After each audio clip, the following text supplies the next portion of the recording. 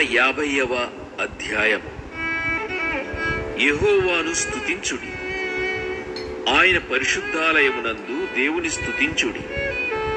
ఆయన బలమును ప్రసిద్ధి చేయు ఆకాశ విశాలమందు ఆయనను స్తుతించుడి.